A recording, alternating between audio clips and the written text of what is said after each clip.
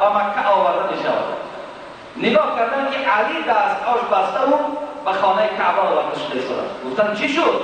محمد کجاست؟ گفتن نمیدانیم. سحر روز شد از جاگه پیغمبر دامادش علی نیست. پرسان کردن جواب نیست.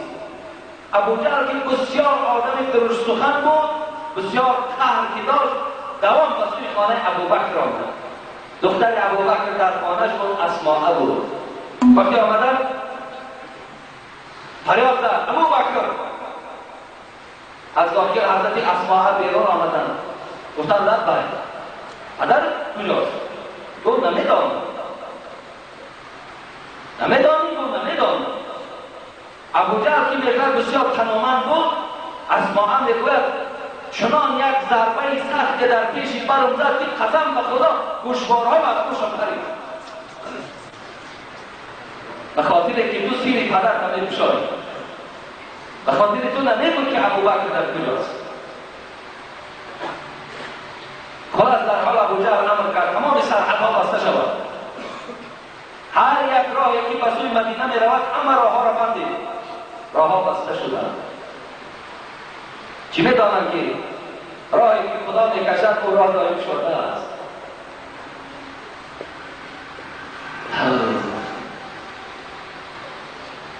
حبیب خدا همراه ابوبکر 3 روز در این غار ماندند. 3 روز. همان روز مشرکان با همراه عسکر نزد غار آمدند. اطراف غار را احاطه کردند. ابوبکر صدیق به طاقت شد. خدمه‌هاشو نمیدید. ابوبکر گفت قسم به خدا، گفت ای محمد اگر یک از اینها سرش پایان کند هر آینه ما او را ببینند. یکی رسول اکرم چی گفتند؟ یا ابوبکر، ای ابوبکر ما ظنک باثنین الله ثالثهما. ای ابوبکر گمان تو چیست؟ فکر تو چیست؟ با آن 2 نفری که سیوم اونها خدا، فکر چیست؟ فراموش نکن که ابوبکر و محمد در این غار تنهاست. الله در محافظت ما ایستاده نیست. خداوند در سوره توبه اعوذ بالله من الشیطان الرجیم لا تحزن ان الله معنا. حبیب خدا گفت ابوبکر غمگین نشو، الله همراه ماست. خلاص اطراف غار را فرا گرفتند. ولله جنود السماوات والارض. خدا میگوید همه آن چیزی که در روی دنیا است اسکران من هستند. پروردگار میگوید پیش از آنکه این اسکران آید امر کرد به عنکبوت که بالای غار را تار بکش. بالای غار تار کشیده شد. عنکبوت در بین اون لانه خود گذاشت. کبوتر امر کرد رو در بالای غاری که ابوبکر و محمد ایستادگی اونجا الچه میگذاری 2 تخم میگیری. مشرکان آمدن نگاه کردن تار بالای غار کشیدگی. یک کبوتر الله که لانه ساختگی 2 تخم بالای در داخل لانه شد. نوکرای ابوجهل گفتن ای ابوجهل گفتن اونا در این غار نیستند. اگر در این غار میشدن هر آینه این کبوتر در اینجا لانه نمیساخت یا این تار عنکبوت کنده میشد. در شک افتیدند. از دست غار گم شدند. عبدالله فرزند حضرت ابوبکر هر شب خبر مکه را به اونا میبرد. 3 شب خبر میبرد چی گپ در مکه رفته ایستاده است. عامر ابن فهیره که غلامی بود که ابوبکر آزادش کرده بود، گوسفندای ابوبکر اطراف غار می آورد میچرانید. شب از همین گوسفندا این 2 محبوب خدا را شیر میداد. گوید بعد این 3 روز حبیب خدا یکی از یهودی ها را دعوت کرد که برای او راهنمایی کنند.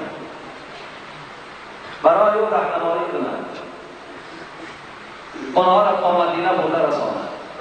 خلاص اینها را گرفتند و صحت و سلامت و مدینه منوره بوده رسانید. این هم یک لحظه هست که تمام احادیث های صحیح در باب این غار، در قصه این غار وجود دارد. این هم از فضیلت حضرت ابوبکر صدیق برای ما و شما حکایت می‌کند. برادران عزیز و گرامی، از این هجرت پیامبر خدا ما باید درس گیریم. این درس است برای ما. گذشتن از مال و فرزند. حضرت علی برای چی در جایگاه خواب کردند و برای ما چی درس دادند؟ گفتند کسی که یقینا از خدا میترسد او را خدا محافظت میکند. خداوند در سوره طلاق، در چندین جای سوره طلاق، و من یتقی الله یجعل له مخرجا، کسی از من میترسد از همه مشکلات خلاصش میکند. و من یتوکل علی الله فهو حسبه، کسی بر من توکل میکند من وی بسنده هستم. و من یتقی الله یجعل له من امره یسرا، خدا میگه کسی که از من میترسد همه کارهاش آسان میگرداند.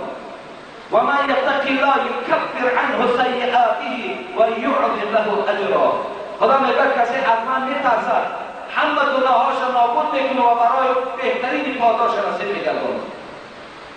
سوره توبه انما یعمر مساجد الله من آمن بالله والیوم الاخر و اقام الصلاه و آتى الزکات ولم یخش الا الله فعسى اولئک ان یکونوا من المهتدین. خدا میگه مسجدها را کسانی آباد میکنند که ایمان به خدا دارند، ایمان به روز قیامت دارند. کسانی هستند که نماز میخوانند، زکات میدهند، در برابر این فقط از خدا میترسند. کسی از خدا میترسد اون نجات مییابد. خدا میگوید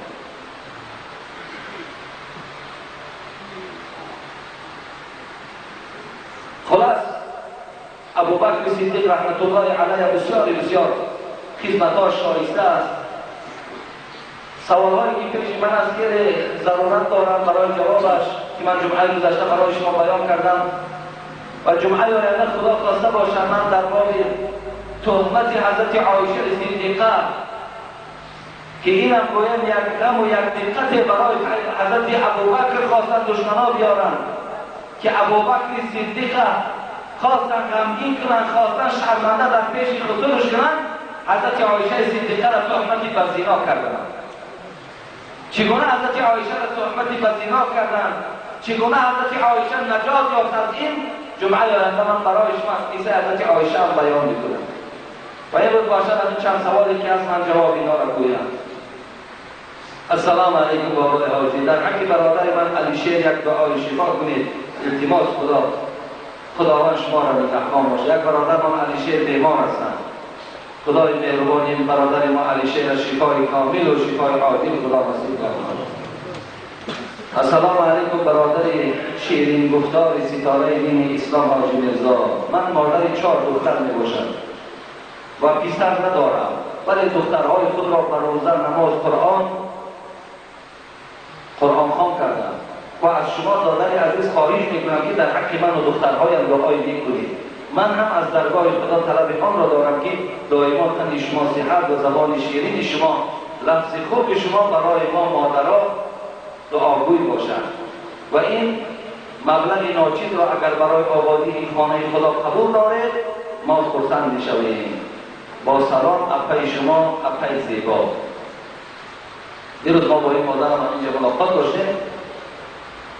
بسیار زنی با عفت، بسیار زنی خداتر، صاحب 4 دختر، تربیت کننده این دخترها و یک مبلغ هم آوردم برای آبادی مسجد صرف کنید از پول مهنت همون حلال دخترهاشون و حتی که شاید بعد شنیدگی ها دارد که اگر از کسی دختر باقی ماند بعد سر او یکان خیلی به اون نمیرسد.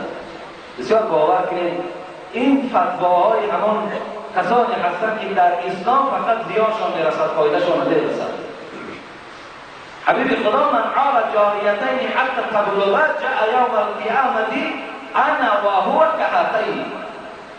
کسی که اگر 1 دختر، 2 دختر، 3 دختر، 4 دختر شد تربیه میکنند، از خدا با خبر میکنند، با عفت نگهشان میدارند، حبیب خدا گفت این گونه مادر روز قیامت پیش از اون کار